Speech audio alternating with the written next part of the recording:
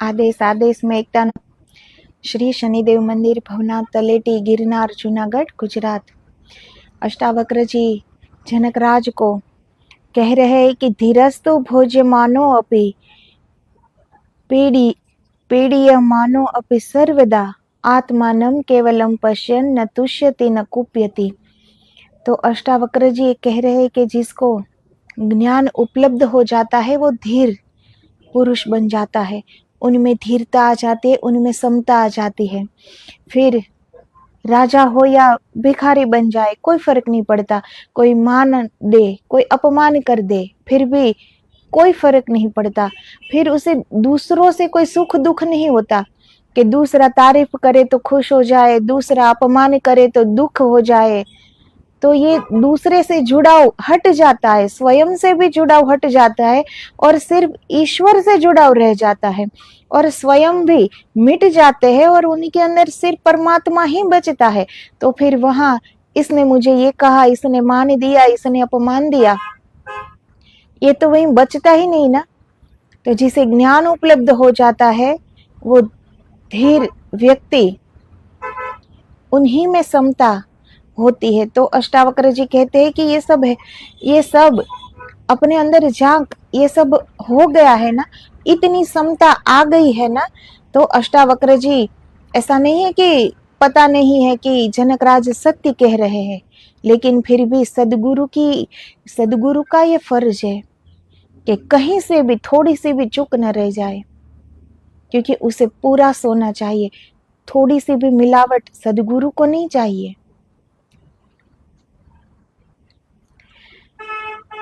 तो जो सूत्र हमने अष्टावक्र जी ने दिया है वो सीधी छलांग है, छलांग लगा के शिखर तक पहुंच जाओ। उनमें सीढ़ियां नहीं है कि धीरे धीरे धीरे धीरे हम चढ़ते रहिए, चढ़ते जाए, जब आए शिखर तब आए, ऐसा उनमें कोई सुविधा नहीं है। अष्टावक्र जी ने सूत्र दिया है कि मोक्ष अभी मिल सकता है, इसी क्षण मिल सकता है, बस मरने को तैयार हो जाओ, मिटने को राजी हो जाओ, समर्पित होने के लिए राजी हो जाओ। जो अपने चेष्टारत शरीर को दूसरे के शरीर की भांति देखता है वह महाशय पुरुष स्तुति और निंदा में भी कैसे क्षोभ को प्राप्त होगा। चेष्टमानम शरीरम स्व पश्यन्त्य अन्य शरीरवत। जो अपने शरीर को भी ऐसा देखता है जैसे किसी और का शरीर है, जो अपने शरीर को भी अपना नहीं मानता, जिसने अपने शरीर से भी उतनी ही दूरी कर ली है जितनी दूसरे के शरीर से। जैसे तुम्हारे शरीर को कोई चोट पहुंचाए तो मुझे चोट नहीं लगती, ऐसा ही मेरे शरीर को कोई चोट पहुंचाए और तब भी मैं जानता रहूं कि मुझे चोट नहीं लगती, जैसे यह किसी और का शरीर है। तो ही जो अपने चेष्टारत शरीर को दूसरे के शरीर की भांति देखता है वह महाशय पुरुष स्तुति और निंदा में कैसे क्षोभ की प्राप्त होगा। अब हमें जो ये दिख रहा, हमने अपनी आंख से तो ये शरीर ही दिख रहा है ना, हमारी चेतना तो नहीं दिख रही, हमारे अंदर का वो ब्रह्म तत्व तो हमें नहीं दिख रहा, लेकिन ये शरीर तो दिख रहा है ना। तो जो धीर पुरुष इस शरीर को भी ऐसे ही देखता है जैसे दूसरे का हो, मेरा कुछ है ही नहीं, जिसमें रत्ती भर अहंकार नहीं कि ये मेरा है, ये मैं हूं, वही कुछ प्राप्ति कर सकता है ना। तो फिर कोई अपमान करे, अब शरीर भी अपना नहीं है, तो अब कोई अपमान करे तो वो कैसे मानेगा कि ये मेरा अपमान हुआ। फिर कोई मान दे तो वो कैसे यकीन करेगा कि ये मुझे मान दिया है। अब उसे कोई फर्क नहीं पड़ता, उसके पास कुछ है ही नहीं। अब जिसके पास अपना शरीर नहीं, अपना मन नहीं, अपनी बुद्धि नहीं, अपना चित्त नहीं, अपनी कोई महत्वाकांक्षा नहीं, कोई इच्छा नहीं, अब उसे कोई कैसे चोट कर सकता है, नामुमकिन सी बात है। तो ये सुख दुख से परे हो जाते हैं, मान अपमान से परे हो जाते हैं। जब अपना कुछ है ही नहीं, जो मिट गया, पूर्णतया मिट गया, तो फिर उसका अपना है क्या कि उसमें सुख हो या दुख हो, कि उसमें इच्छा हो मान पाने की या अपमान का दुख हो, कुछ रहता ही नहीं बाकी। संस्तवे चापी निंदायाम कथम क्षुभ्यते महाशयः। यह महाशय शब्द बड़ा प्रिय है, बना है महाआशय से।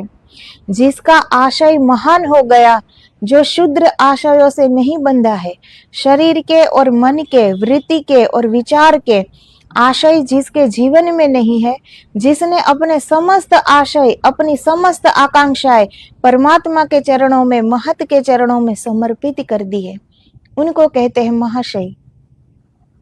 अब हमें कोई महाशय कह दे तो खुश हो जाते हैं कि इतना बड़ा मान दे दिया, लेकिन महाशय का सत्य अर्थ क्या है?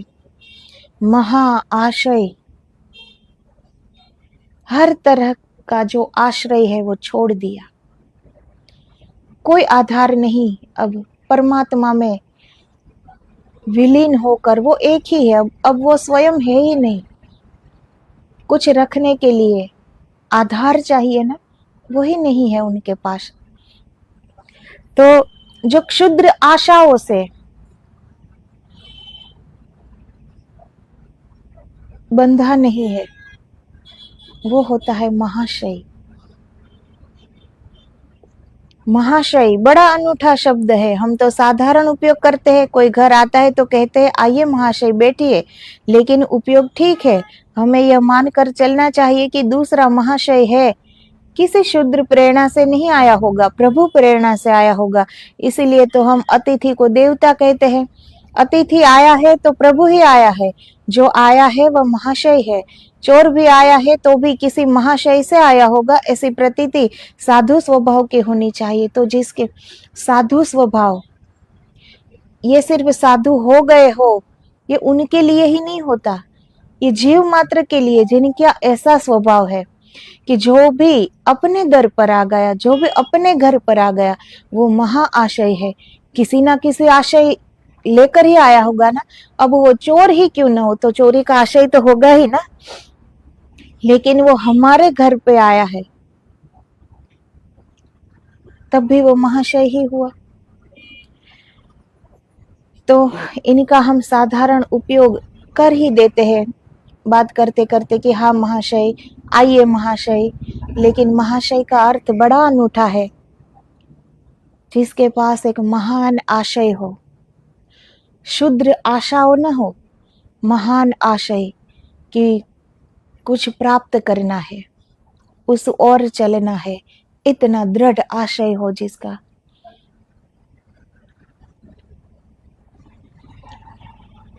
जिसने अपनी समस्त आशाएं परमात्मा के चरणों में समर्पित कर दी है, अब उनके पास कोई आशा नहीं है, उनके पास एक आशय है, एक ध्येय है, एक लक्ष्य है कि परमात्मा तक पहुंचना है। कहते हैं वह महाशय पुरुष स्तुति और निंदा में कैसे क्षोभ को प्राप्त होगा। तो तू देख जनक, तुझे क्षोभ होगा, तेरी स्तुति करूं तो तुझे प्रसन्नता होगी। प्रसन्नता भी क्षोभ है। क्षोभ का मतलब होता है तरंगे उठ आना, क्षुब्ध हो जाना। क्रोध तो क्षोभ है ही, प्रसन्नता भी क्षोभ है। दुखी होना तो क्षोभ है ही, सुखी होना भी क्षोभ है, क्योंकि दोनों हालत में चित्त तरंगों से भर जाता है, क्षुब्ध हो जाता है। जो सुख और दुख के पार है वही क्षुब्ध होने के पार है, उसे फिर कोई क्षुब्ध नहीं कर पाता। अब किसी सुख से हमें खुशी हुई तो वो भी मन के अंदर एक तरंगे उठी ना, वो खुशी की तरंगे ही होती है। तो जैसे हम क्षुब्ध होते हैं तो उदासी की तरंगे ही होती है ना, कि हम बहुत उदास है कोई, तो उनके अंदर वो तरंगे उठती है। तो मन पास में हो तब होगा ना, मन उनका आधार है सुख दुख का। तो मन के साथ हम बाहर तो दौड़ सकते हैं, लेकिन मन के साथ हम अपने भीतर नहीं जा सकते। तो मन को एकाग्र करना पड़ता है कि मन बाहर न जाए, जिस स्थान पर है वहीं का वहीं रहे। मन के साथ हम भीतर नहीं उतर सकते। तो ये सुख और दुख, ये तरंगे किस पर उठती है? कोई आधार तो होना चाहिए ना। तो ये मन उनका आधार है, ये मन के तल पर उठती है। तो के पास अब मन नहीं है, जिसकी संपूर्ण आशाएं, संपूर्ण शरीर, मन, बुद्धि, चित्त, अहंकार, सब कुछ परमात्मा के चरणों में समर्पित हो गया, तो अब आधार ही कहाँ है? अब तो स्वयं का भी कोई रूप नहीं है, वो भी परमात्मा में मिल गया। जैसे एक बूंद सागर में मिल जाती है, अब बूंद का अपना अस्तित्व क्या? लेकिन अगर बूंद सागर से न मिले तो बूंद का भी अस्तित्व क्या? क्या है बूंद का अस्तित्व? वो हो भी तो क्या, ना हो भी तो क्या, बूंद का अपना अस्तित्व क्या है? और वो ही बूंद जब विशाल समुद्र में मिल जाए तो वो समुद्र का पर्याय बन जाती है वो बूंद भी। अब वो बूंद नहीं है, अब वो स्वयं समुद्र बन गई, क्योंकि वो समुद्र में समाहित हो गई। तो फिर हम ये किस क्षुद्र आशाओं में भटक रहे हैं, किसी छोटी छोटी आशाओं में, और वो आशाएं पूरी करने में पूरा जीवन निकाल देते हैं। कितनी क्षुद्र जिंदगी हम जी रहे हैं, जबकि एक महान आशय लेकर ये जिंदगी ईश्वर ने हमें दी है। लेकिन वो लक्ष्य कभी हमने प्राप्त करना है ऐसा सोचा ही नहीं कभी। छोटी छोटी हमारी आशाएं वो पूरी करनी है ये तो हम सोचते हैं, लेकिन जो हमारा सत्य में ध्येय है उनकी तरफ नजर श्रद्धा नहीं गई है। तो सुख की तरंग हो या दुख की तरंग हो, उठती है मन के तल पर। तो मन अब है ही नहीं तो कहाँ तरंगे फिर उठेगी? उनके लिए अब सुख हो या दुख हो कोई फर्क नहीं पड़ता, क्योंकि अब उनका अपना कुछ अस्तित्व है ही नहीं, तो फर्क कैसे पड़ेगा? तो वे कहते हैं कि अगर तेरा कोई अपमान करे जनक तो तू क्षुब्ध होगा, तेरा कोई सम्मान करे तो तू क्षुब्ध होगा। तुझ में कोई अंतर पड़ेगा, कोई भी अंतर पड़ेगा, अंतर मात्र पड़े तो तू जो अभी कह रहा है वह तूने मेरी सुनी बात दोहरा दी, और सत्य को पुनरुक्त नहीं करना चाहिए, सत्य को अनुभव करना चाहिए। तो अष्टावक्र जी कहते हैं कि मैं अभी तेरी तारीफ कर दूं और तू खुश हो जा, तो खुशी की तरंग उठी ना मन पर। और अगर मैं तेरा अपमान कर दूं तो तू क्षुब्ध हो जा, उदास हो जा, तो उदासी की तरंग भी तेरे अंदर है। इसका मतलब है कि तू अभी बाकी है, तुझ में अभी संसार बाकी है, क्योंकि मन संसार की ओर ले जाता है। जब तक मन है तब तक हम संसार में ही है। तो अष्टावक्र जी कहते हैं कि मेरे मान देने या मेरे अपमान करने से जो तुझे कोई भी फर्क पड़ता है, रत्ती भर भी फर्क पड़ता है, तो फिर मैं ये मानूंगा कि तूने मेरी दोहराई हुई बात बताई है, तेरी अनुभूति की बात नहीं है ये तो मेरी अनुभूति की बात मैंने तुझे कही थी, वो तू वापस दोहरा रहा है, फिर तो मैं यही मानूंगा। जो इस विश्व को माया मात्र देखता है और जो कौतुक को पार कर गया है, वह धीर पुरुष मृत्यु के आने पर भी क्यों भयभीत होगा? अब हमारा क्षुद्र जीवन कैसा है, थोड़ा सा भी कुछ अलग देख लेना तो ऐसे आश्चर्यचकित हो जाएंगे कि जैसे पूरी दुनिया हिल गई। इतना बड़ा उसे आश्चर्य होगा।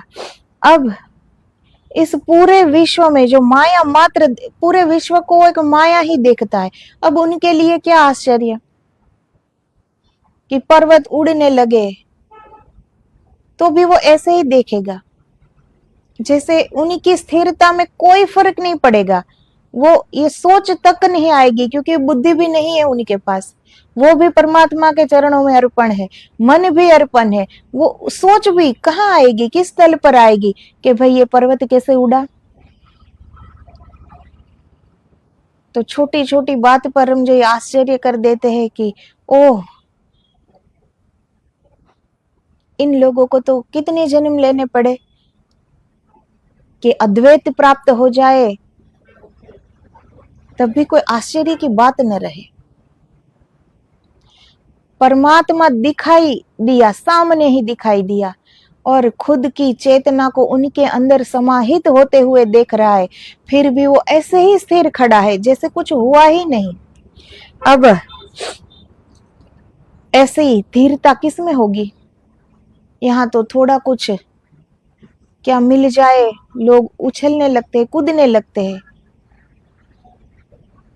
जैसे पूरी दुनिया पूरा ब्रह्मांड सर कर लिया हो। तो जिसको इतनी खुशी भी वो पचा नहीं पाता, उसे उछलना पड़ता है, कूदना पड़ता है, किसी से कहना पड़ता है, वो इतना भी नहीं पचा सकता। वो ज्ञान की बातें कैसे पचाएगा? वो अनुभव की बातें कैसे पचाएगा? ऐसे लोग तो फिर खाना खा के खाना पचाए तो भी बस है कि बिना दवाइयों के खाना पच जाए। ज्ञान तो बड़े दूर की बात है। फिर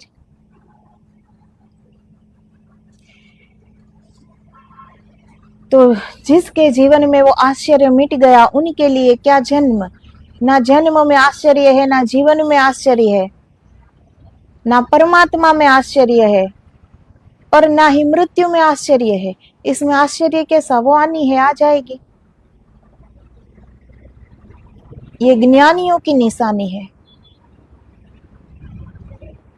कि उनके पास कोई आश्चर्य होता ही नहीं, कि जो ईश्वर कर रहा है, ईश्वर के लिए क्या असंभव है?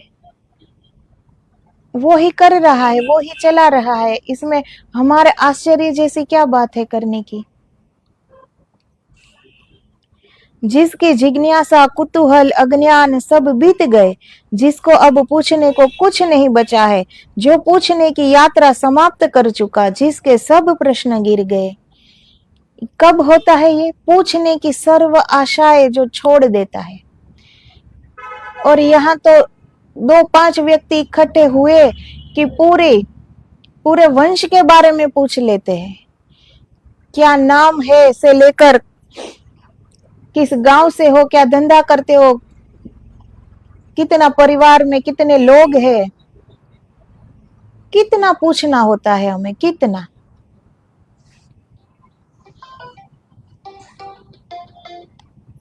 तो इन सारे प्रश्न जब गिर न जाए तब तक तो हमारे अंदर जगह ही कहाँ बचती है कुछ प्राप्ति के लिए, जब अंदर प्रश्न ही प्रश्न भरे हैं मन में। तो जिसको सब पूछने को कुछ बचा ही नहीं है, जो पूछने की यात्रा समाप्त कर चुका, अब वो यात्रा समाप्त हो गई, कुतूहल की यात्रा समाप्त हो गई। बाहर थोड़ी सी आवाज आई नहीं, और कितना कुतूहल जानने का, जब हमारे जीवन में उनसे कोई फर्क पड़ने वाला होता नहीं, वो हमारा कोई लगता भी नहीं, जो बाहर लड़ रहा हो, झगड़ रहा हो, या गिर गया हो, या कुछ भी हो गया हो। लेकिन हमें एक आनंदित होकर हम जाते हैं, वो सामने वाला फिर गिर ही क्यों न गया हो, फिर भी हम उसमें से आनंद लेते हैं कि कौन गिर गया, हंसते हंसते जाते हैं बाहर। इतनी अंदर से तरंगे उठ रही है, इतनी तरंगे उठ रही है, संभाली ही नहीं जाती। जरा सी आवाज आई कि दौड़ गए दरवाजे के बाहर। क्या हुआ है पूरा जानेंगे, अ से इति तक।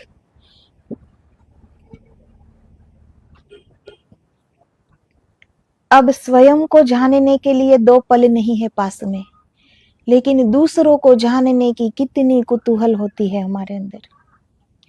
तो ये सारी यात्राएं जब समाप्त हो जाए ना, कि कुछ भी हो जाए, ये आसमान गिर जाए धरती पर, फिर भी आश्चर्य न हो, फिर भी कुतूहल न हो, दौड़ के बाहर देखने ना जाना पड़े कि ये क्या हो गया, उतनी हद तक कुतूहल समाप्त हो गया हो ना, तब माना जाता है कि अब धैर्य आया है।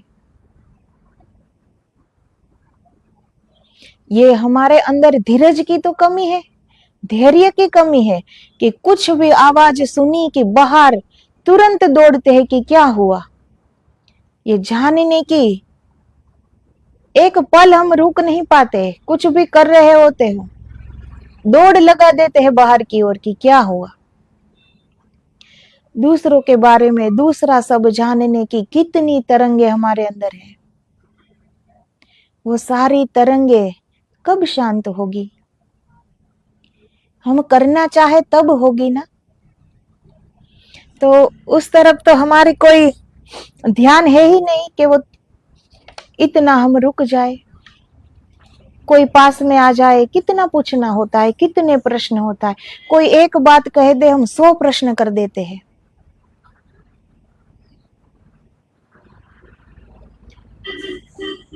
कितने समय की बर्बादी हम लोग करते हैं, जबकि समय से कीमती तो कुछ है ही नहीं। मेहनत करो तो परमात्मा भी मिल जाए, लेकिन गया हुआ समय मिलेगा? समय तो परमात्मा से भी अधिक महत्ता रखता है। इस संसार में कुछ भी हम प्राप्त कर सकते, कुछ भी मिल सकता है, परमात्मा भी मिल सकता है, लेकिन गुजरा हुआ समय वापस मिलेगा? तो समय से ज्यादा कीमती क्या है? फिर भी हमने वही समय की कीमत कभी समझी ही नहीं। हमें ऐसा लगता है ये समय सिर्फ पसार करने के लिए है। चारों ओर देखो, आवाज आए तो दौड़ो, क्या हुआ है? सबसे प्रश्न करो, सबकी माहिती रखो अपने पास, कौन कहां से आया है, क्या कर रहा है, आगे क्या करेगा, कुटुंब परिवार कौन कौन से है, नाम क्या है, वो तक पूछ लेते हैं। इससे हमें हासिल क्या होगा? दूसरे का इतना जानकर हमें हासिल क्या होगा? समय की बर्बादी ही है ना ये। कुटुंब परिवार लेकर बैठे हैं तो नौकरी धंधा करना एक फर्ज है कि कुटुंब परिवार का पालन पोषण करना है, वो हमारा फर्ज है, तो वो हम करते हैं तब तक ठीक है। लेकिन जो दूसरा नहीं करना होता, वो समय तो हम बचा ही सकते हैं ना, कि वो इतना समय ईश्वर को दे दे।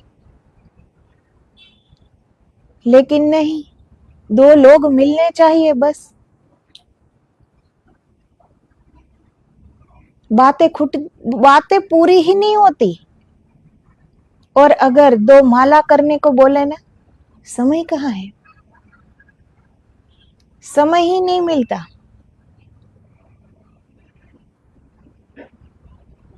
इसलिए जो सबसे कीमती है ना, ईश्वर से भी कीमती, वो समय है। लेकिन किसी ने समझा उस समय की कद्र की? किसी ने? सब ने यही समझा कि समय तो बस व्यर्थ गवाओ, वो तो पसार करने के लिए है। टीवी देखने लगो, 3 घंटे पसार हो जाएंगे। पसार तो करना है समय, और क्या करना है? इतनी ही कद्र कर पाए हम समय की। इसीलिए फिर समय ने भी हमारा साथ छोड़ दिया।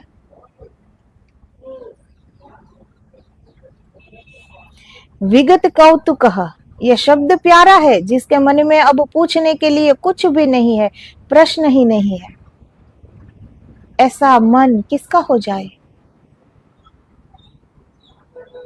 जो सच में सत्य में ज्ञान को उपलब्ध हो गया हो, जिसे पता हो कि क्या करना चाहिए। हम सब ये कर रहे हैं, इतने प्रश्न कर रहे हैं, इतनी अंदर तक तरंगे उठ रही है, क्योंकि पता नहीं है कि क्या करना है। हमें पता नहीं है कि हम क्या गवा रहे हैं। हमें पता नहीं है कि आखिरी सांस पर कितना अफसोस होगा, पता नहीं है। लेकिन जिसको ज्ञान उपलब्ध हो गया है उसे पता है। इसीलिए उनके पास गवाने के लिए व्यर्थ एक पल भी नहीं होता, दूसरों को पूछने के लिए एक प्रश्न भी नहीं होता। माया मात्रा मिदम विश्वम पश्यन विगत कौतुकः, जो इस विश्व को माया मात्र देखता है और जो कौतुक को पार कर गया है, वो इस पूरे जगत को एक माया समझता है। अब उसमें कौतुक क्या करना? उसे तो पता है कि ये ईश्वर की माया है, या कुछ भी संभव है। इसमें कुतूहल कैसा, इसमें प्रश्न कैसा? सबकी अपनी जिंदगी है। कुछ भी हो, लेकिन उनके पास कोई प्रश्न नहीं, कोई कुतूहल नहीं, क्योंकि वो समय की कद्र जानता है, वो अपना ध्येय जानता है कि उसे क्या करना है। उनके पास एक पल का भी फालतू समय नहीं होता ना, किसी की निंदा कुथली करने में, किसी की सारी वंशावली जानने का उनके पास समय नहीं होता।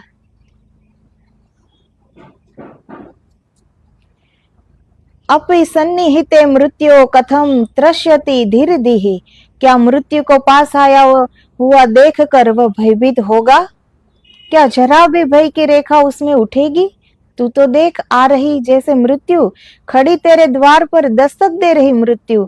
आ गए यमदूत अपने, तू उनका स्वागत करके उनके साथ जाने को तत्पर होगा कि जरा भी तेरा मन झिझकेगा? अगर जरा भी झिझक रह गई तो फिर तू अभी विगत कौतुक नहीं, अगर जरा भी झिझक रह गई हो तो अभी श्रद्धा का जन्म नहीं हुआ, अगर जरा भी झिझक रह गई हो तो अभी बहुत कुछ करने को बाकी है। क्रांति घटी नहीं, तू समझा बुद्धि से, अभी प्राणों से नहीं समझा। तो अष्टावक्र जी ये कहते हैं जनक राज से कि तू ऐसा समझ कि मृत्यु तेरे द्वार पर खड़ी है, अभी आ गई। यमदूत, यमराज के दूत आ गए हैं, अभी तुझे लिए जा रहे हैं। तो क्या थोड़ा भी भय लगेगा तुझे? थोड़ा सा भी भय की तरंगे क्या मन में उठेगी? अभी पूछ रहे अष्टावक्र जी, कितना कुछ जान लिया फिर भी इतनी मेहनत कौन करता है सदगुरु के सिवा, कि कहीं से भी चूक न रह जाए, कहीं से भी थोड़ा सा भी अधूरा न रह जाए। पूर्ण बनाना चाहते हैं, परमात्मा बनाना चाहते हैं। तो अष्टावक्र जी पूछते हैं कि विगत कौतुक तो अभी तू नहीं, अगर थोड़ा सा भी ऐसा हो कि अभी मृत्यु आ गई, अभी मुझे जाना है, एक प्रश्न भी नहीं उठना चाहिए, ना ही कौतुक होना चाहिए, ना ही उदास होना चाहिए, कुछ भी नहीं होना चाहिए। इतनी स्थिरता, जैसे हम जी रहे हैं ऐसे ही मृत्यु हो जाए, कोई फर्क नहीं। इतनी समता तब कुछ प्राप्ति कहलाती है। तो अष्टावक्र जी कहते हैं तो ही मानूंगा कि कुछ क्रांति घटी है, वरना तो मैं मानूंगा कि तूने मेरी बात बुद्धि से सुनी है और अपनी बुद्धि से कह डाली। ये बात तूने प्राणों में नहीं उतारी तो मैं ये समझूंगा। अभी अंतरतम में प्रकाश का दिया नहीं जला। जिस महात्मा का मन मोक्ष में भी स्पृहा नहीं रखता और जो आत्मज्ञान से तृप्त है, उसकी तुलना किसके साथ हो सकती है? जिस महात्मा का मन मोक्ष में भी स्पृहा नहीं रखता, वो कहते हैं ना, अगर प्रार्थना करनी शब्दों में करनी इतनी ही जरूरी हो ना कि बिना शब्दों के अभी हम प्रार्थना कर ही न पाए, तो ये प्रार्थना हमारी होनी चाहिए कि हे ईश्वर, एक मुक्ति के सिवा और कोई इच्छा बाकी न रहे, और धीरे धीरे उस मुक्ति की तरफ आगे बढ़े ना, तो धीरे धीरे जो ज्ञान प्राप्त होता है तो वो इच्छा भी नहीं रहती। वो एक इच्छा, मोक्ष भी की इच्छा क्यों न हो, लेकिन होती तो वो मन के तल पर ही होती है ना। तो जैसे जैसे हम इसमें आगे बढ़ते हैं तो वो इच्छा भी न रह पाए। तो प्रार्थना क्या करनी चाहिए कि अभी तो कोई इच्छा शेष बाकी ही न बचे मुक्ति के अलावा, लेकिन हे परमेश्वर, धीरे धीरे ये इच्छा भी बाकी न रहे कि मोक्ष चाहिए। सारी इच्छाओं से रहित, कोई भी इच्छा नहीं, मोक्ष की भी नहीं। अब जिसको प्रभु नाम में ही आनंद मिलता हो, उसे मोक्ष क्या करना है? वो भक्त तो हजारों जन्म मांगते हैं, मांगते क्या है? वो तो अपने इच्छा अनुसार जन्म लेते हैं, उसे फिर मांगना नहीं पड़ता। वो तो परमात्मा से भी ऊपर सदगुरु की पदवी है। वो किससे क्या मांगे? वो स्वयं मालिक है इस ब्रह्मांड के, इस सृष्टि के। वो अपने आप जन्म लेते हैं, क्योंकि जो नाम जप का आनंद उन्हें प्राप्त है, वो उसी आनंद में रहना चाहते हैं। कौन मोक्ष चाहता है? भक्त हृदय।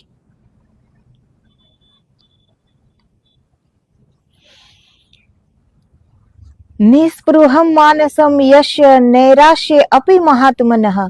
जो इतना ज्यादा वासना के पार हो गया कि मोक्ष की भी वासना नहीं है, हो तो हो, न हो तो न हो, यह आत्यंतिक स्थिति है। जब मोक्ष की भी वासना नहीं होती तभी मोक्ष फलित होता है। यह मोक्ष का विरोधाभास है। जितनी हम मोक्ष की आकांक्षा करेंगे, आशा करेंगे, तो एक आशा के साथ दूसरी आशा से जुड़ ही जाएंगे। लेकिन मोक्ष की भी आकांक्षा नहीं है, हो तो हो, न हो तो न हो। लेकिन हर एक पल को संवारा है, ईश्वरमय जिया है। वो क्या पर्याप्त नहीं है? तो अलग से एक भी आशा न बचे, एक भी कुतूहल न बचे, एक भी प्रश्न न बचे, थोड़ा सा भी भय न बचे, थोड़ी सी भी खुशी भी न बचे। अगर खुशी भी हुई अंदर तो दुख के लिए जगह है ही। अगर खुशी की तरंगे अंदर उठी है तो अभी तरंगे तो बाकी ही है ना अंदर, तो फिर दुख होगा तो दुख की तरंगे भी उठ जाएगी। तो ना सुख है, ना दुख है, ना धूप है, न छांव है, न मान है, ना अपमान है, ना स्वर्ग है, ना नरक है, ना भय है, ना कुछ भी नहीं। वहां है शुद्धतम परमात्मा, बस। तो आगे अष्टावक्र जी अब कैसे कसौटी लेंगे जनकराज की, वो कल के वीडियो में हम देखेंगे। तो जीवन में एक उद्देश्य बनाए। व्यर्थ जीने के लिए जन्म नहीं मिला है कि सब जी रहे ऐसे ही हम जी जाए।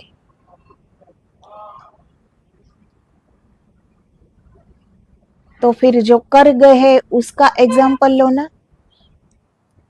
जो नहीं कर रहे हैं, जो इस भीड़ में भीड़ का हिस्सा बनकर जी रहे हैं, तो हम उसी का उदाहरण क्यों लेते हैं?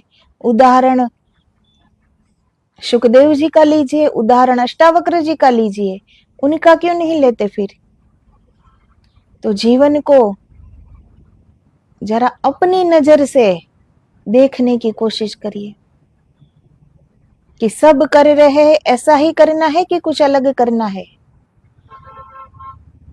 तो फिर सब ने क्या पा लिया, वैसे ही हमारा होगा, फिर जन्म पालेंगे कर्म के अनुसार। 84 लक्ष योनि है ही ये संसार, हमारे लिए ही है। वापस आ जाओ, फिर ऐसे ही जीने लगो, क्षुद्र आशाओं को पूरी करने में जिंदगी गवा दो। हमारे हाथ में ही है, ईश्वर ने तो जिंदगी थमा ही दी है हमारे हाथ में। अभी इस जिंदगी का कुछ भी करो, हमारे हाथ में है। इस जिंदगी को ऐसे जियो कि स्वयं परमात्मा हो जाओ। नहीं तो जिंदगी को ऐसे जियो, एक क्षुद्र आशाओं में दौड़ते रहो, भागते रहो। मौत तो आनी ही है, वो भी आ जाएगी, वापस आ जाएंगे, जाएंगे कहाँ? ऊपर कोई हमारे लिए घर तो है नहीं, मकान तो है नहीं ऊपर, कहाँ जाएंगे? वापस आ जाएंगे फिर से ऐसे ही जिंदगी, क्योंकि ऐसे ही जी है तो आगे भी ऐसे ही जिएंगे ना। इसीलिए जीवन रहते कुछ समझना चाहिए कि क्या करना है, करना चाहिए। शुरुआत तो करनी चाहिए कि अब कोई जन्म मिले तो फिर से वही की वही न जिए, कुछ आगे करने की सोच हमारे अंदर भी हो। शुरुआत की होगी तो होगी ना, वरना तो आज जो जन्म से लेकर जिए वैसे ही तब भी जीना है।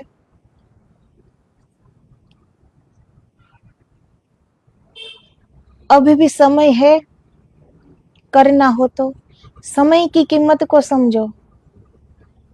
जो समय पे समझ जाता है ना, ये समय उनका बहुत साथ देता है। इस समय को जो व्यर्थ समझता है उनका ही जीवन व्यर्थ हो जाता है। तो आदेश आदेश। जय गिरनारी, जय गुरुदेव।